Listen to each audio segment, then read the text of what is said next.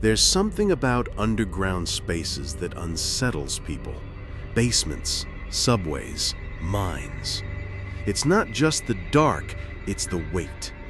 Thousands of tons of earth above your head pressing down, reminding you that you're not supposed to be there. In my city, the subway runs smooth enough. Clean stations, bright lights, commuters scrolling their phones, the usual rhythm. But there's one platform nobody talks about. It isn't on the maps anymore. It isn't lit. If you ask a transit worker, they'll tell you that line was closed in the 70s, construction issues, unsafe. But if you stand on certain platforms late enough, you'll feel it. A gust of wind that doesn't belong, a vibration under your feet that doesn't match the trains you can see, a smell, metallic, damp like old pennies and mildew. That's line 6.5, as locals call it. The hollow line. Officially sealed.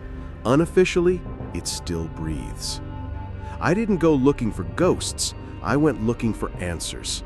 I'm Daniel Harper, freelance journalist. My editor wanted a puff piece on urban legends of the metro. What I found was 10 hours of hell under a city that has no idea what it's standing on. And once you're on the hollow line, you don't get to ride back up. They say most cities are built on top of ghosts. Old buildings, buried streets, forgotten tunnels. Where I live, the city doesn't like to talk about what's underneath. They paved it over, covered it with signs, made maps that skipped the missing parts. But concrete doesn't forget. And that's why I was standing on a subway platform at 12:45 a.m., long after the last train had gone, staring at a door I wasn't supposed to know about. The service door. The crowd had thinned. A janitor pushed his mop across the tiles at the far end of the platform, humming under his breath, not paying me any attention. I waited until he disappeared into the stairwell. The door looked ordinary enough. Gray paint, chipped at the edges, marked authorized personnel only. To most people, it blended in, but I had an old map, yellowed with age, bought from a retired conductor who wouldn't meet my eyes when he sold it. On that map, faint pencil lines extended past the last known stop. Line 6 didn't end where the modern map said it did. It kept going. And this door was the way in. I touched the handle, cold, damp. A thin film of condensation clung to the metal, as if the air behind it was breathing differently than the rest of the station. When I pulled, the hinges groaned like something waking. The staircase down. The service stairwell dropped fast, narrow concrete steps spiraling down. The sound of the city above, distant hum of cars, faint buzz of fluorescent lights, faded with every step. By the third landing, it was gone. I shined my flashlight ahead. The beam caught water stains dripping in long black streaks down the walls. Rust clung to the handrail, flaking beneath my grip. Each step echoed too loud. My boots should have made a quick clack, but instead each sound stretched, like the walls were reluctant to let go. At one point, I stopped to listen. I thought I heard a faint hum beneath the silence. Not machinery, not trains, just a vibration, a note too low to place, like the earth itself humming. I spoke into my recorder, keeping my voice low. Part 1. Descent into the service corridor. Smells damp, air pressure feels heavier, possible resonance underground. When I played it back a second later, my voice sounded stretched, like someone pulling taffy, slower than I'd spoken. The corridor. At the bottom, the stairs opened into a corridor. Pipes ran overhead, thick with condensation. Some dripped steadily, puddling on the cracked floor. The air was different here, stale, metallic. Beneath it, a sweetness, faint, like overripe fruit left too long in a drawer. My throat tightened against it. The walls bore faded stencils, Line 6 extension, 1973. The numbers bled as if the paint had never fully dried. The corridor stretched ahead, vanishing into dark. No sound, not even the buzz of electricity. I moved forward, boots crunching grit. My flashlight beam jittered, refusing to reach far. Shadows bent inward, as if they didn't want me to see what was coming. The first hint. At 12:59, I paused. There, faint against the concrete, was a smear, darker than water, sticky when my glove brushed it. I lifted the light higher. Scratched into the wall, shallow but deliberate, were letters, faded but legible. Listen. One word, carved over and over, gouged until the wall looked like it was bleeding dust. The sweetness in the air thickened, coating my tongue, and from far down the corridor, beyond the reach of light, came the faintest sound. Not a train, not wind, a whisper. The whisper faded as quickly as it came, leaving me with my pulse roaring in my ears. I held my breath, waiting, straining for another sound. Nothing. Just the steady drip of water from pipes above, echoing like a slow metronome. I pressed on. The corridor bent twice, ceiling lower now, forcing me to hunch. My flashlight beam slid across concrete walls marked with mildew stains shaped like continents. The air grew heavier, thicker with each step, until breathing felt like dragging liquid through my lungs. At 1:12 a.m., the tunnel widened. My light spilled into something bigger, and for a second, I thought I'd stepped into a dream. Station 23B. The platform stretched long and quiet, like every station I had ever seen, but drained of life and color. White tile lined the walls, cracked and yellowed with age. Some tiles had popped free entirely, littering the floor with shards sharp as glass. Old posters clung to the walls, layer upon layer, years' worth of advertisements bleeding together into a gray blur. A smiling face here, a slogan there, but the ink had melted into something unreadable, like the walls were sweating history. The yellow safety line still marked the platform edge, faded and chipped. Benches stood crooked, warped metal legs bent as if under impossible weight. One had collapsed entirely, folded in on itself like wet cardboard. Overhead, the ceiling lights were dark, but a few still held tubes, their glass blackened at the ends. My flashlight caught the faint glitter of broken bulbs underfoot. This place hadn't just been abandoned, it had been erased. The map panel. Near the center of the platform, a cracked glass map case leaned at an angle, its frame warped.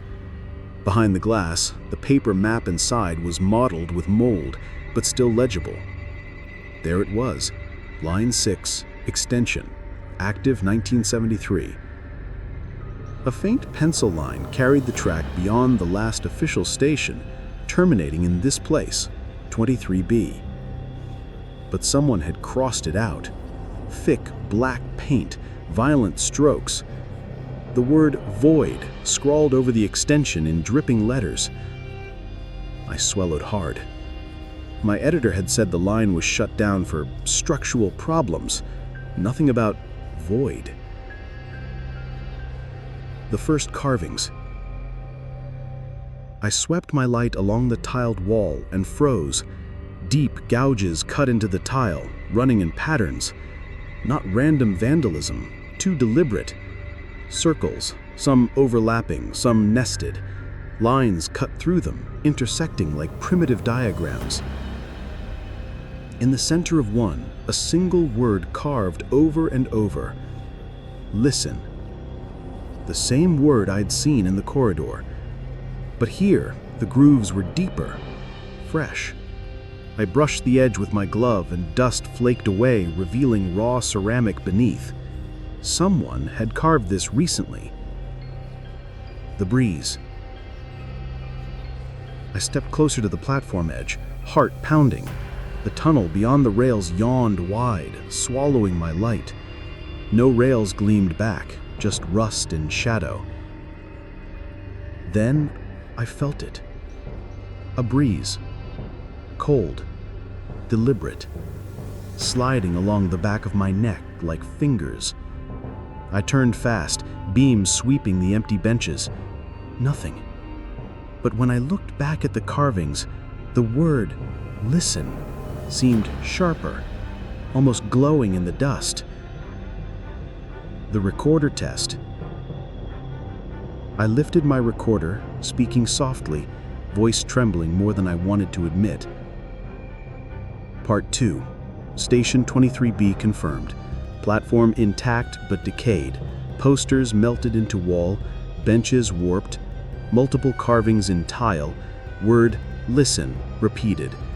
Airflow present despite no ventilation, possible. The recorder cut me off. My voice echoed back from the tiny speaker before I'd finished, repeating, "Possible, possible, possible."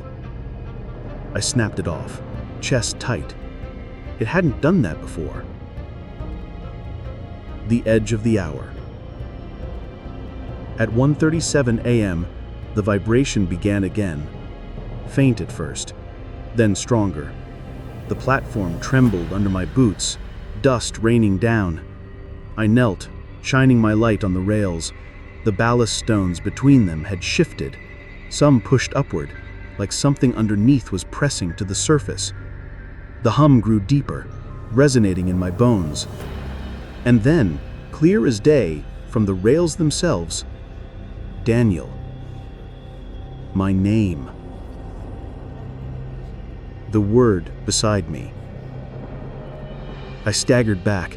My light swung wide across the tiles, and there, newly carved, dust still crumbling, was a new word gouged into the wall beside me.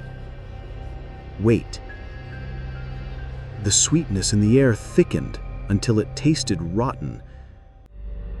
And in the silence that followed, I realized something. The hollow line wasn't just speaking, it was answering. By 2 a.m., the hollow line was no longer content with silence. It wanted to speak. I sat hunched on the warped bench, recorder in my lap, flashlight beam jittering across the platform tiles. The word carved into the wall, "wait," seemed sharper now, its grooves darker, as though dust had bled into them. The hum beneath the rails hadn't stopped since it said my name. It pulsed low, steady, until my heartbeat began syncing with it. The temptation to touch. At 2:09, I crouched by the edge, light sweeping over rusted tracks and broken ballast stones. My breath fogged the air, though the station wasn't cold. The hum vibrated stronger here. My glove hovered inches over the rail. I knew what was coming. I knew I shouldn't, but the pull was undeniable. When my palm finally pressed against cold steel, the world tilted. The first sentences. The whisper wasn't through air. It climbed straight through bone. My wrist burned with static, as if the rail had bitten me. Down here, time doesn't move. I ripped my hand back, gasping, but it didn't stop. They all stayed. They all answered. The words rattled my ribs, deep as marrow. Your turn to carry it. The shadow at the end. I stumbled back, flashlight beam shaking. Down the platform, beyond the safety line, something swayed. At first, I thought it was a pillar, but it moved, side to side, slow, patient. I raised the beam, empty tiles, dropped it. The shadow returned. It didn't come closer. Not yet. Just waiting. The carving by the tunnel. At 2:27, I noticed fresh gouges along the tunnel mouth. My light traced them carefully. 3 concentric circles cut deep into stone. In the center, jagged vertical lines. It hit me. This wasn't random. It was a waveform. The same shape I'd seen in audio editing programs. The hollow line wasn't showing signs. It was showing recordings. The recorder betrays me. At 2:40, my recorder blinked red. I hadn't touched it. A click sounded, and then my voice. Not playback, not memory, live. This is Daniel Harper, Hour 3. I'm hearing myself. The words came out before I spoke them. I clamped my mouth shut, but the recorder kept talking in my voice anyway.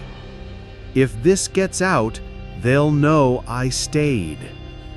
My blood ran cold. The rails command.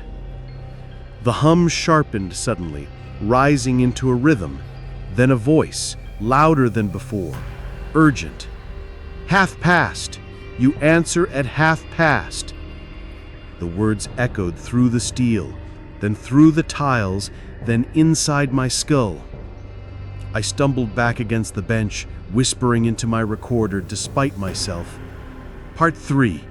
Rail spoke, told me to answer at 1:30. Something waiting in the tunnel. I think I'm being timed. The hour's edge.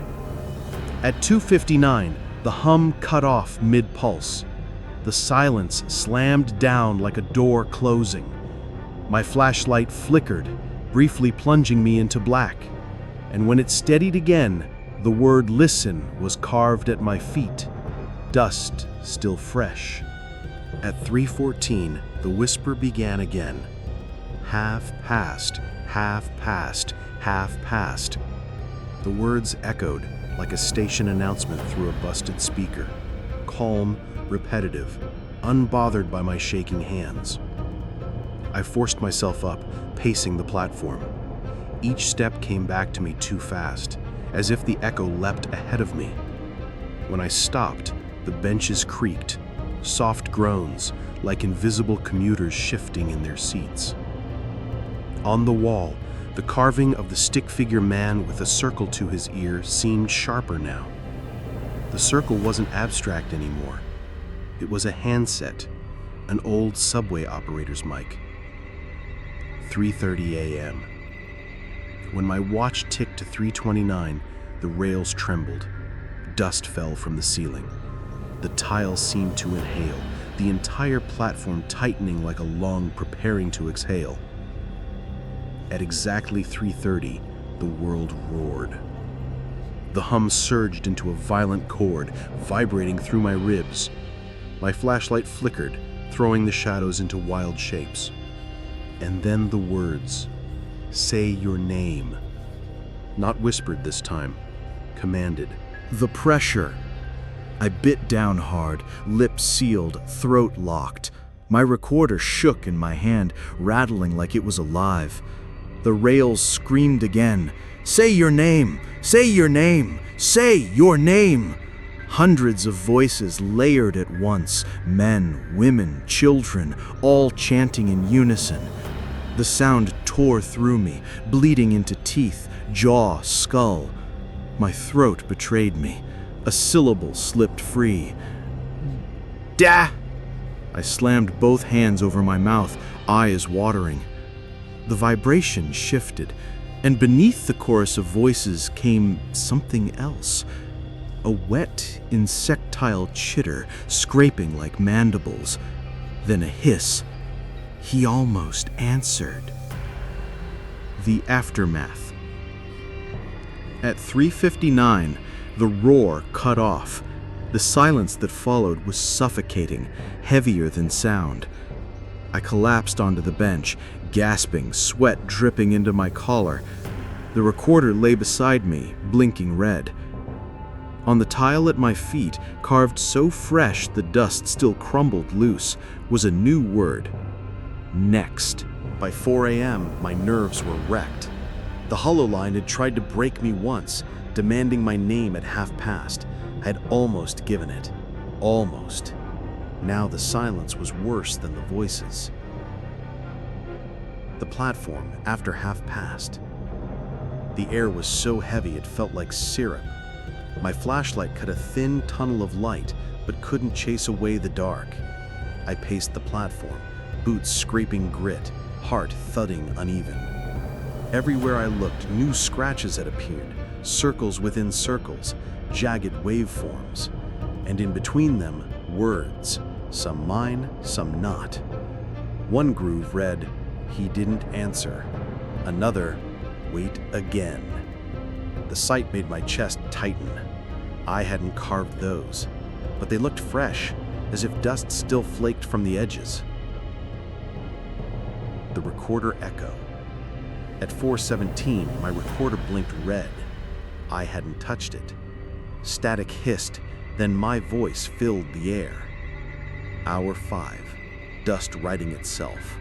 Words aren't mine. Carvings keep changing.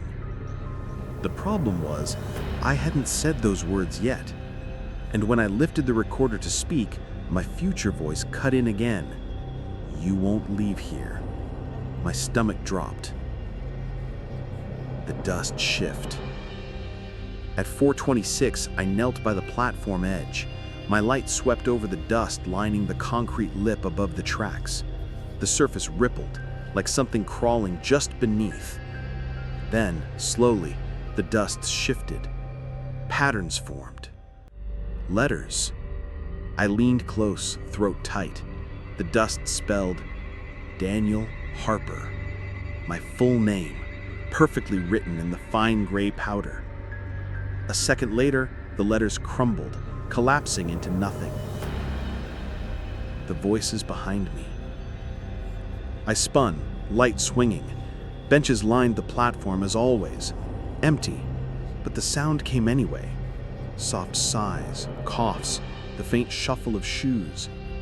Commuters. Invisible. Sitting right there. I whispered into the recorder, voice breaking. Hour 5. Voices of passengers behind me. Seats creaking. Breathing audible. No one visible. A moment later, the recorder hissed and repeated in my voice. Behind me. Breathing. Visible soon. The final carving of the hour. At 4:51, I stumbled past the cracked map panel again. My light caught a new gouge scratched across the glass itself. It wasn't there earlier. A single word, jagged and cruel. Remember. The sweetness in the air deepened into rot, forcing me to gag. My flashlight flickered, and just before the clock struck 5, the benches groaned again, and for the first time, a shadow leaned forward as though preparing to stand. By 5 a.m., I couldn't take it anymore. The voices, the carvings, the dust spelling my name. It all pressed down until I felt my sanity creak like the warped benches. I had to try the way out. I told myself I wasn't running. I told myself this was just repositioning for safety.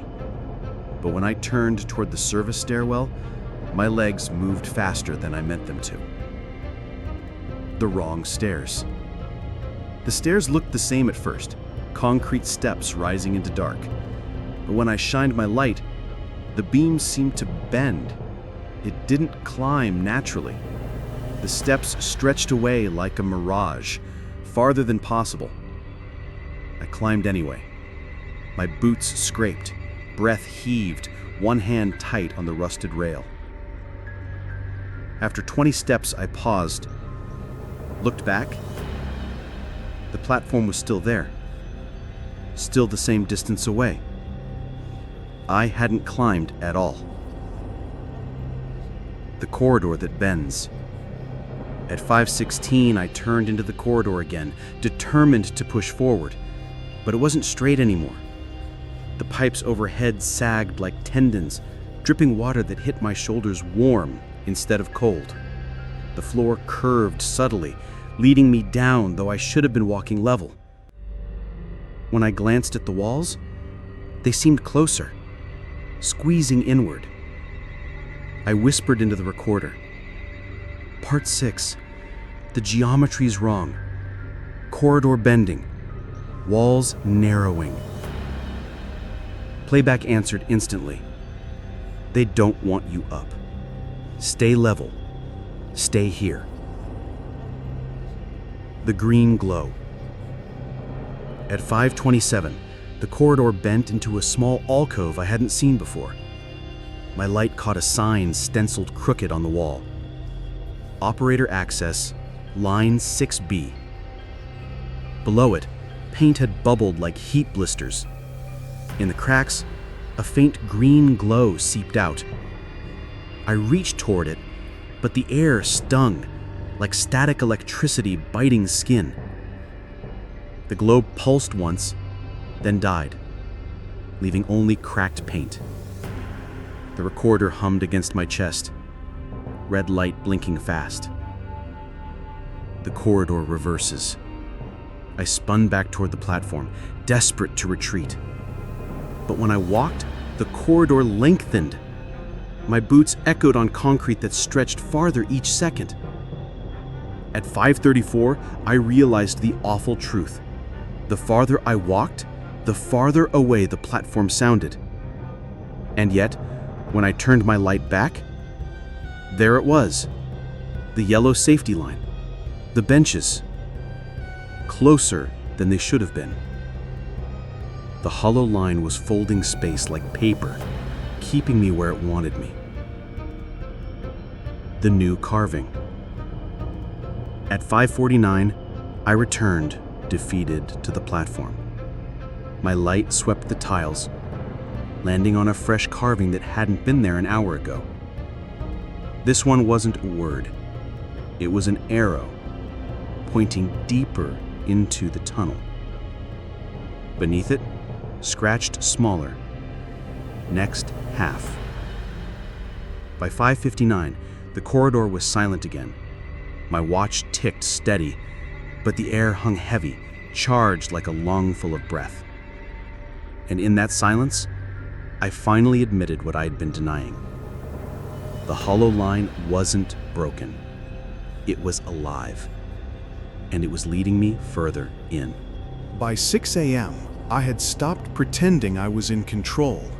The hollow line was deciding what I saw, where I walked, what I heard. All I could do was witness.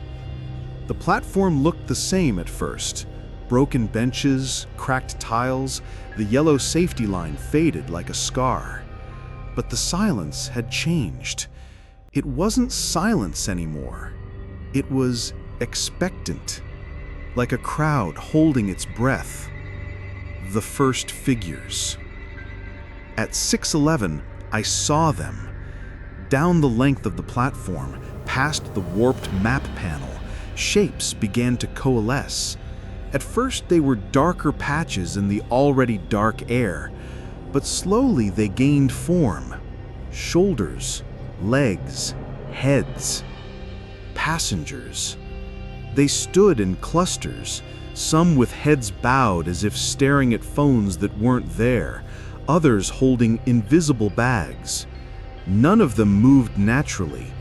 They swayed, side to side, in rhythm with one another. My flashlight passed over them once, gone. Passed back, there again. The benches fill. At 6:19, the warped benches groaned under new weight. Shadows sat. They weren't solid, but their presence bent the light. My beam couldn't pass through them, only around them. The air thickened where they sat, making my throat catch. I lifted the recorder, whispering. Part 7. The platform isn't empty.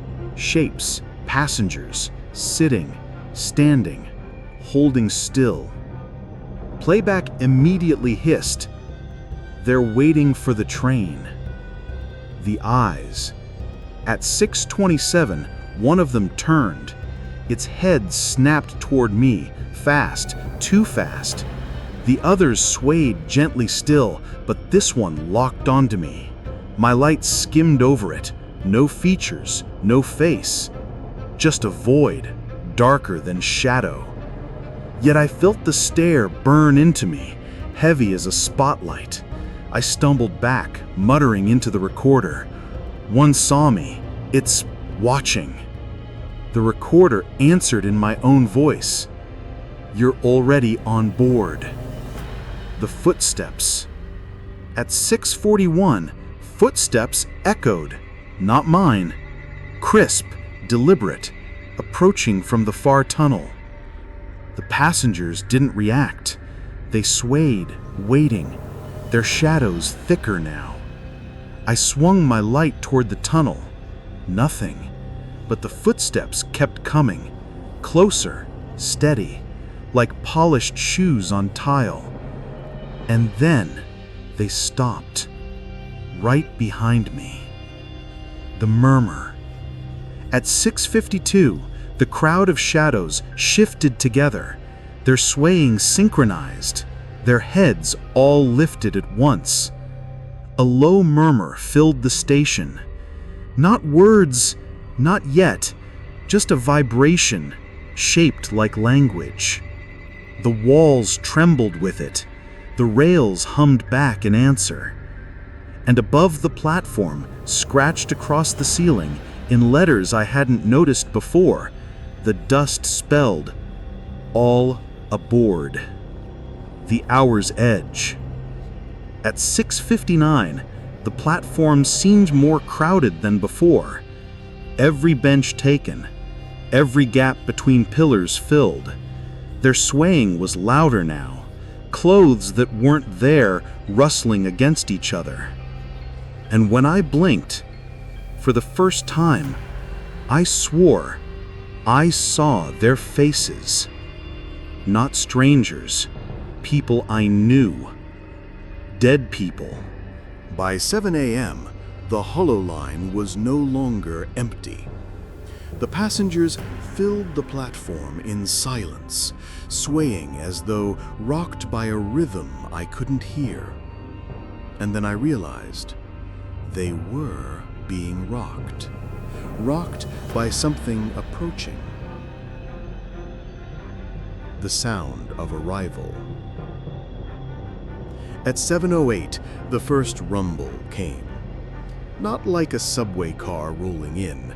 This was older, heavier, deeper. The kind of sound steel makes when it's been straining for decades. The passengers straightened. Their swaying stopped. Heads lifted together. Blank faces all turned toward the tunnel. My stomach dropped. They were waiting for a train. I whispered into the recorder. Part 8. Audible vibrations. Passengers expectant. Something's coming through the tunnel. Playback returned instantly. And you'll board with them. The light in the tunnel. At 7:16, a faint glow appeared down the rails. Not white, not yellow. A sickly green, like phosphorescent algae pulsing in the dark. It flickered irregularly, as if passing through broken glass. My flashlight beam wavered when it touched it, distorting like heat mirage. The rumble grew louder, shaking dust from the ceiling, rattling broken tiles loose. I stumbled back against a bench. The passengers leaned forward. The broken train appeared. At 7:21, it emerged. An old subway car, decades out of service. Rust peeled its sides in jagged streaks. Windows were cracked or gone, glass edges glinting in green glow.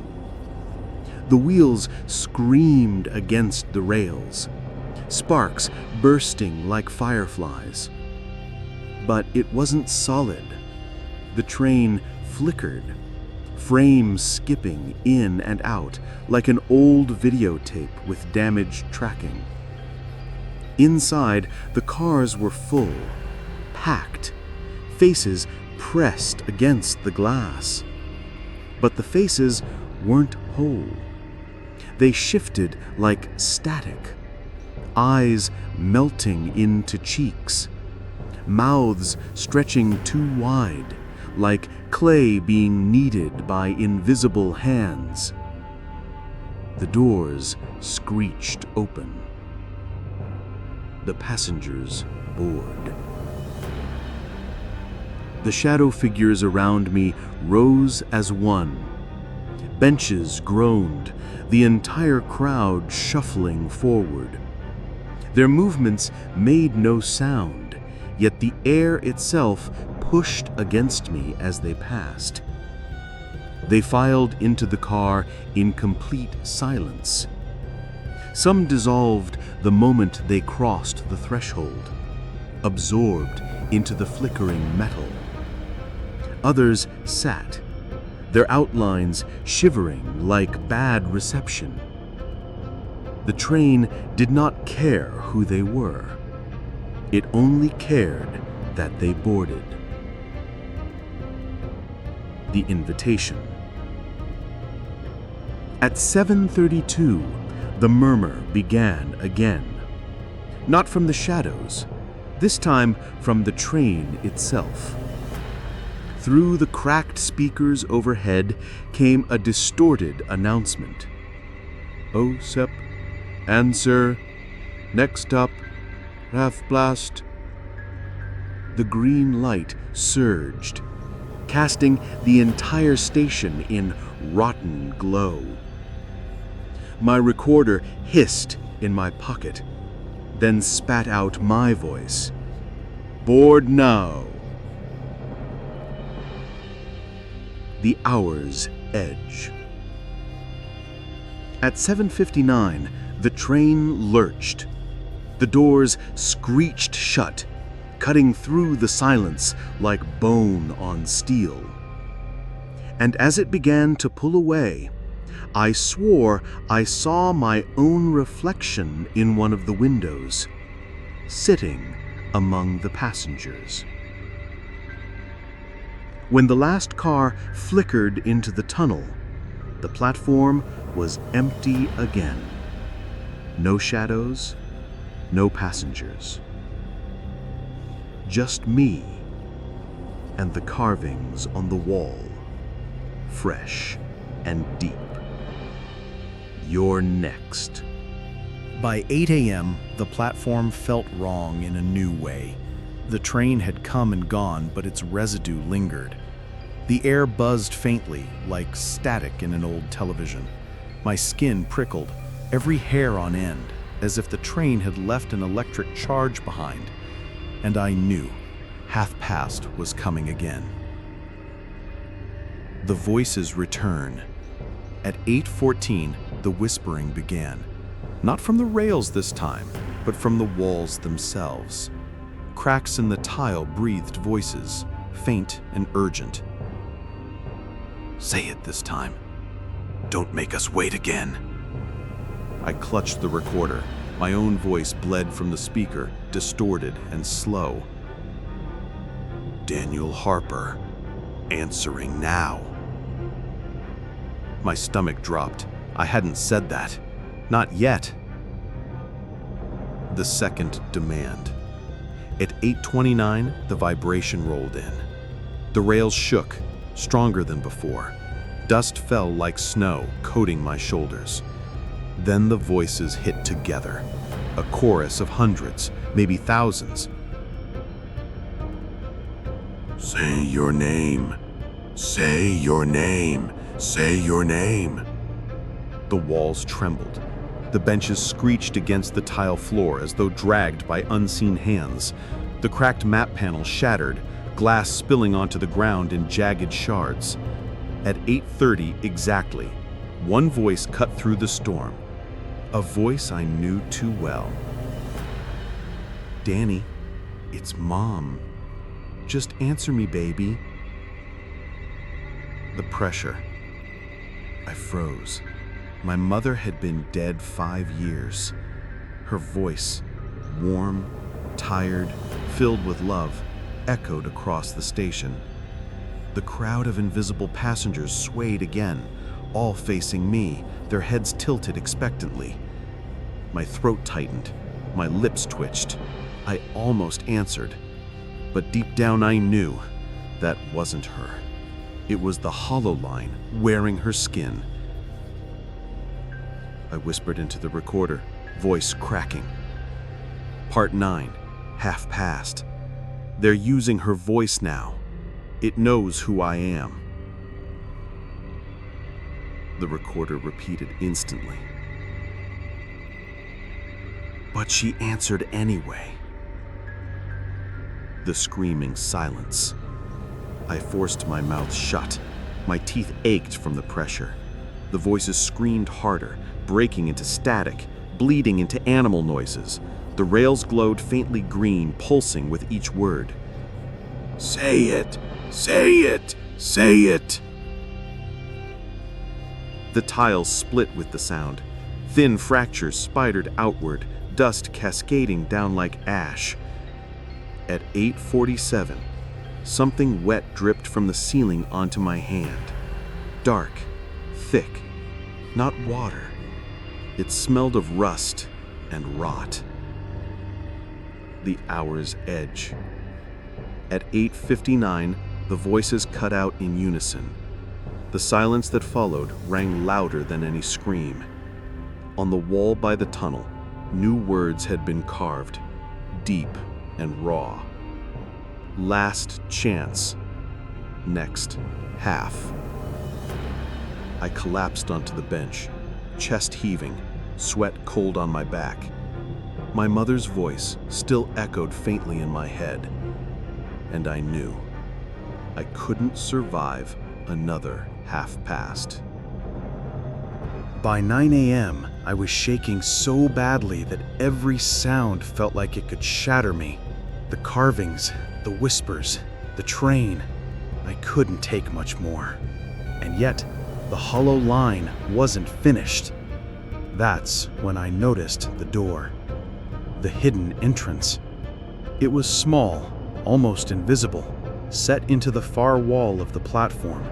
My flashlight beam passed over it twice before I realized it wasn't just cracked tile, but a rusted steel hatch. Above it, scratched in uneven letters, "Record." I hesitated. Every instinct screamed not to touch it. But when the platform itself is breathing down your neck, you take the only path offered. The hatch groaned as I pulled. Behind it, a stairwell descended, narrow, steep, air rolling out hot and stale, like opening a tomb. The descent. The steps dripped moisture, my boots slipping on slime. Pipes lined the walls here too, but thinner, older, their metal eaten alive by rust. At the bottom, the corridor opened into a wide chamber. My light quivered against rows of filing cabinets, metal drawers dented and streaked with brown. The air smelled thick with mold and something sharper, like burned paper. This was no ordinary storage. This was an archive. The passenger lists. I yanked open a drawer. Paper crackled under my fingers, fragile as skin.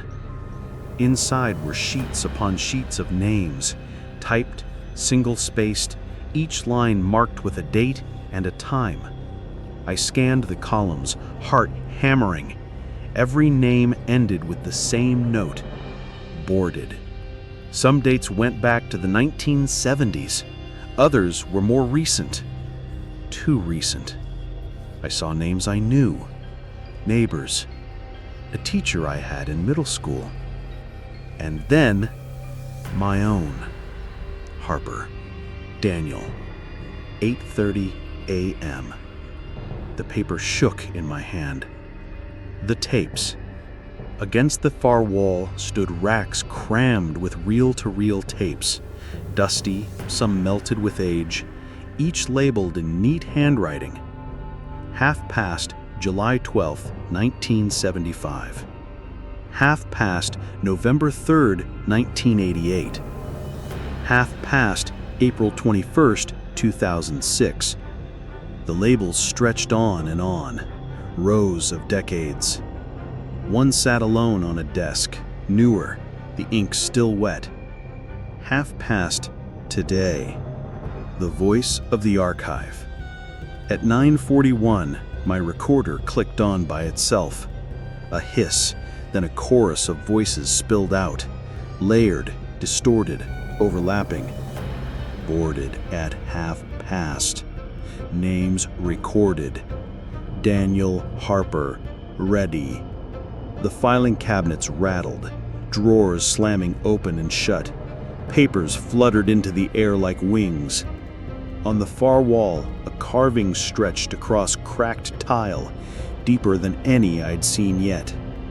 Answer, or be archived. The hour's edge. At 9:59, the drawers slammed shut in unison. Silence rushed in, sharp and final. I stood alone among cabinets filled with names, the air buzzing faintly with static.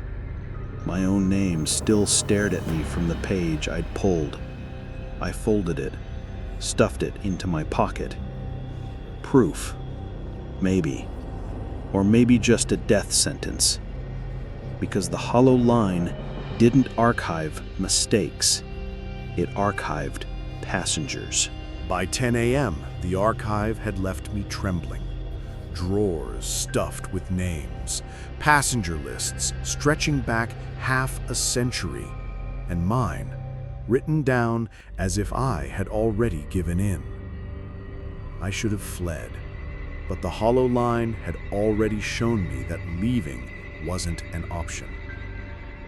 And then the walls began to hum. The station as a speaker. At 10:13, the vibration rose again, not just from the rails this time. The entire station resonated. The walls, the tiles, even the benches vibrated like the cone of a speaker. And sound poured through. Not whispers, not single words, full sentences, broadcasts. Next stop, they all answered. Ticket taken, boarded, archived. No return service available. The voices layered, distorted like bad reception. Some male, some female, some childlike, all speaking at once but never colliding. The past replayed. At 10:22, the broadcast shifted. I froze. It was my own childhood.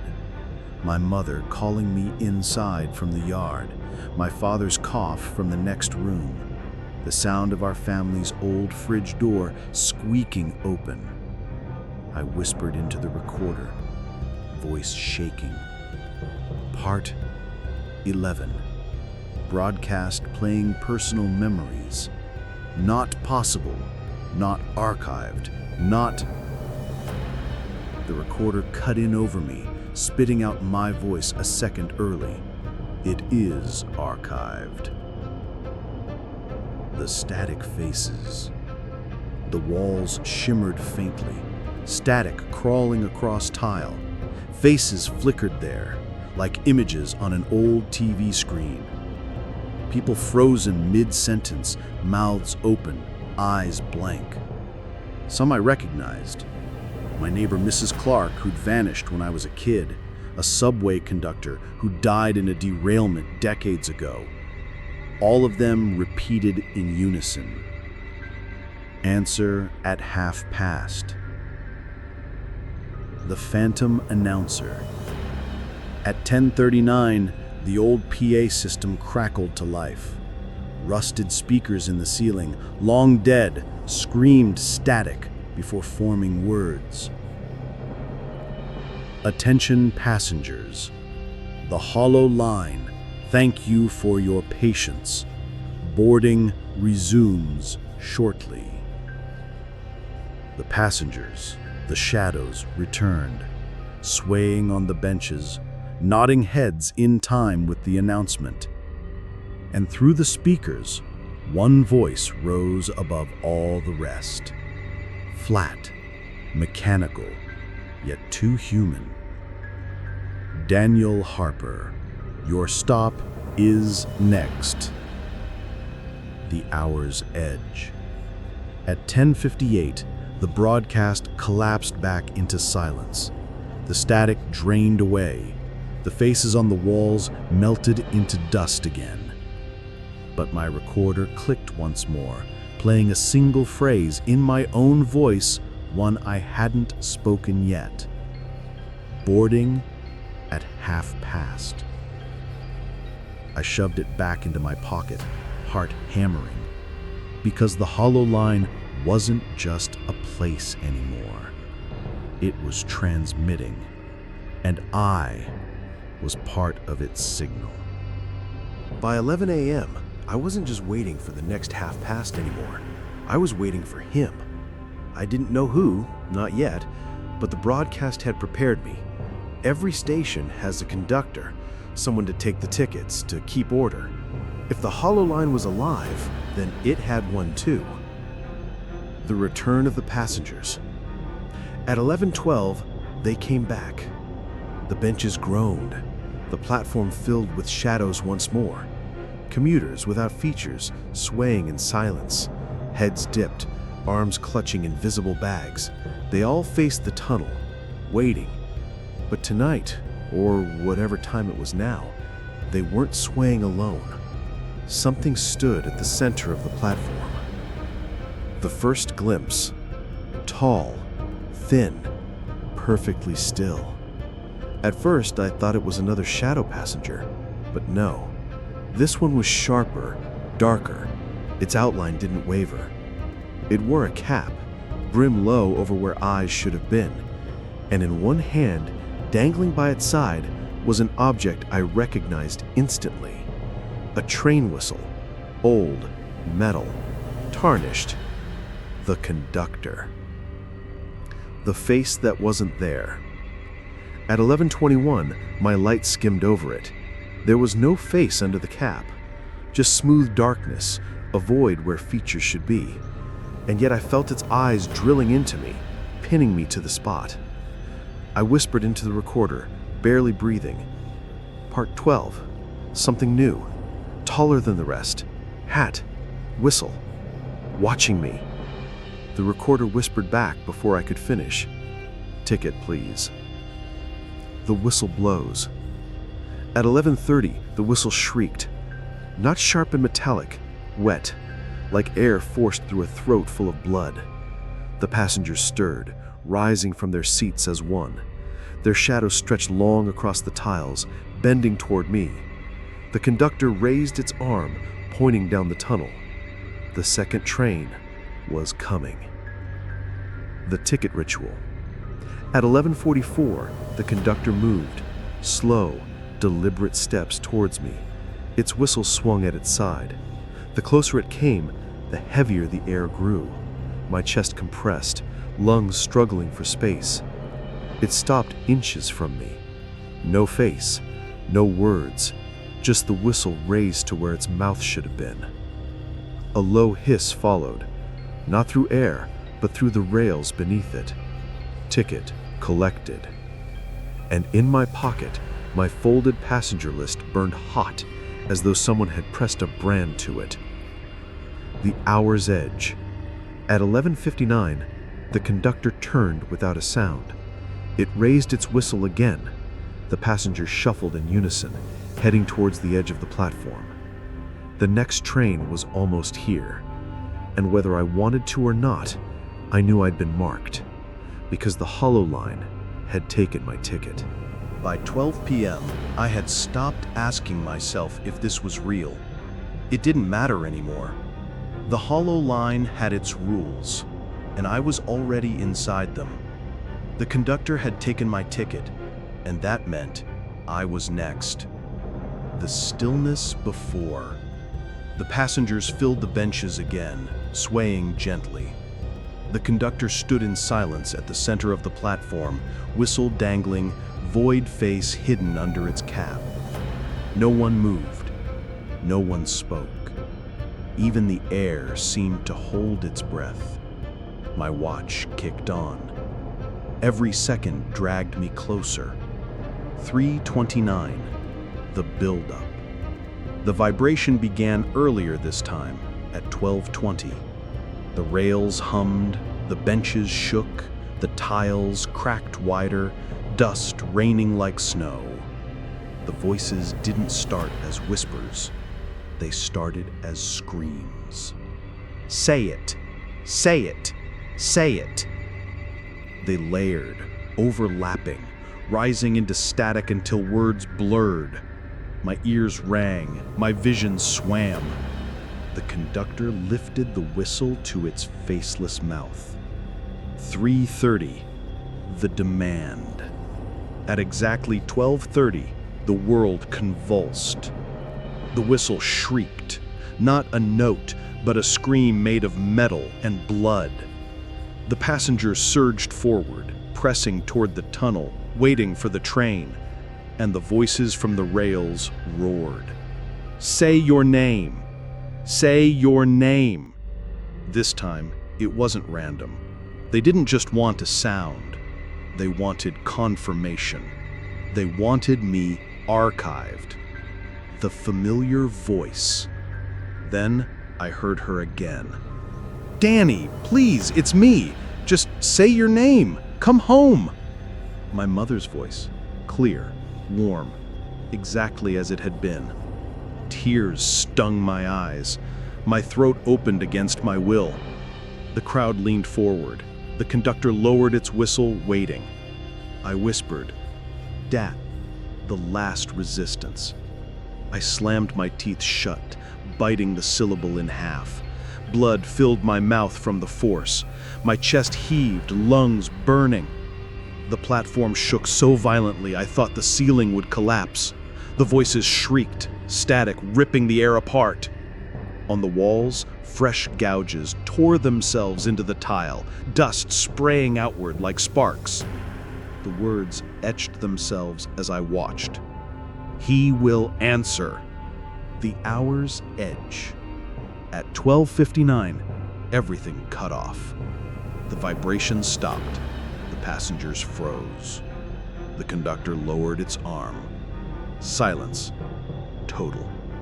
But on the ground at my feet, scratched deep into the tile, was one final warning. Last train. By 1 p.m., the hollow line was waiting. The silence wasn't a relief, it was a pause, a breath being held before the final act. The words scratched into the tile at my feet still glared back at me. Last train. The waiting crowd. At 1:09, the passengers stirred. Every bench filled, every shadow swayed. They didn't look at me anymore. They all faced the tunnel, perfectly still, as though they could hear a distant sound I wasn't ready to hear. The conductor stood at the center, whistle in hand. It hadn't moved since the last half passed, but I could feel its attention on me, like a spotlight in an empty theater. The sound of arrival. At 1:17, the vibration began, louder than before. The rails screamed under the weight of something enormous. My flashlight flickered. Dust rained from the ceiling. And then, down the tunnel, a light appeared. Not green this time. White. Blinding. For a moment, it almost looked like salvation. The last train appears. At 1:23, it roared into view. A full train of ancient subway cars, doors broken, windows shattered. Sparks flew as wheels ground against the rails. Inside, faces, dozens, hundreds, pressed to the glass, all screaming silently, mouths open too wide. Some banged their hands against the windows, palms splintering into static. The doors opened with a howl that wasn't mechanical, it was alive. The boarding begins. The passengers rose as one, silent, obedient. They filed into the train, shadows dissolving into the seats, into the walls, into the screaming faces already inside. The conductor raised its whistle, arm pointing at me. It was my turn. The pull. At 1:36, the air thickened, pulling me forward. My boots scraped tile, body leaning toward the train, even as I fought it. The recorder hissed in my pocket, then spat out my voice, future tense, already certain. I boarded the last train. My chest constricted, my throat opened, my legs shook. The hour's edge. At 1:59, I stood at the platform's edge. The light from the train burned my skin cold, like frostbite. The passengers were gone. The benches were empty. The conductor stared faceless at me. Whistle raised. The doors yawned wide. Waiting. And carved freshly into the wall, deep and cruel. Next hour, you ride. By 2 p.m., I was out of time. The hollow line wasn't waiting anymore. It was pulling. The platform shook in steady pulses, like a heartbeat that belonged to the station itself. My own chest fell into rhythm with it, unwilling, every inhale and exhale sinking closer with the rails. The words carved on the wall, "Next hour, you ride," were no longer just warnings. They were law. The train that doesn't leave. At 2:11, the last train still sat at the platform. Its doors yawned open. The cars flickered, half real, the screaming faces inside phasing in and out like static. The green-white glow seeped from every crack, painting the tile with sickly light. I could see the passengers now, every one of them. They weren't shadows anymore. They had faces. Faces I knew. My neighbor, my old teacher, even my mother staring out with empty eyes. All of them mouthing the same words in silence. Bored. The conductor's signal. At 2:27, the conductor raised its whistle. It didn't need to blow it this time. The sound was already everywhere. My recorder burst with static. Then my voice played again, future tense, inevitable. I boarded at 1:30. My knees buckled. My boots slid an inch toward the edge. The pull was irresistible now. The final 1:30. At 2:30, the station roared to life. The rails screamed, the benches buckled, the walls fractured. Dust fell like snow in a storm. The faces in the train windows squeaked in unison, mouths stretching wider than possible. The conductor pointed directly at me. The voice from the walls, the rails, the tiles, all of them screamed together. "Say your name!" And this time, I did. Daniel Harper. The words tore out of me, ripped from my chest like a confession. The boarding.